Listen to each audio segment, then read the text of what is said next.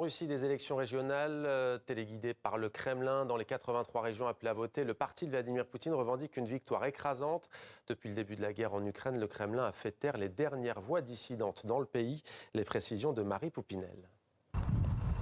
Dans ce village, un bureau de vote ambulant. L'urne se déplace de porte en porte et depuis ce banc, à voter. Plus loin, entre quatre murs, les habitants ont aussi défilé, malgré la menace ukrainienne. Nous entendons les bruits de la guerre, les grondements et les sirènes. Qu'est-ce qu'on peut faire? Depuis le 6 août, l'armée ukrainienne contrôle plus de 1000 km dans la région. La plus grande incursion en Russie depuis la Seconde Guerre mondiale a forcé quelques 130 000 habitants à fuir. Comme s'être déplacés, réfugiés dans une région plus à l'est, qui garde le regard tourné vers l'avenir. Nous choisissons l'avenir de nos enfants. Nous voulons que les fascistes soient chassés de notre territoire, du territoire de la Russie, pour que la paix et la tranquillité reviennent dans nos foyers.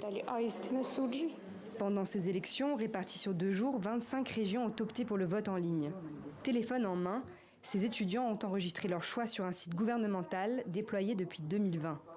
Un outil de contrôle dénoncé par l'ONG russe Golos, spécialisée dans la surveillance des élections. L'organisation signale un vote frauduleux où l'opposition est inexistante et les observateurs intimidés. Les observateurs ont de moins en moins la possibilité de surveiller les élections. À chaque fois, ils modifient la loi électorale pour nous créer davantage de difficultés.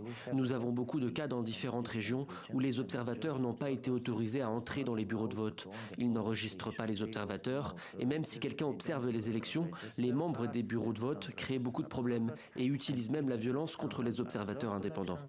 Et les votes se sont étendus jusqu'au territoire contrôlé par la Russie. En Crimée, annexée en 2014 par la Russie, l'Union européenne a rapidement condamné les élections.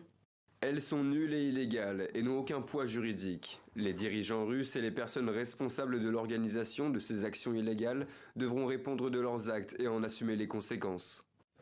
Quelques mois après la réélection de Vladimir Poutine à la tête du pays, les résultats sont sans surprise. Au terme de ce vote de confiance cadenassé, les gouverneurs pro-Kremlin ont remporté les élections.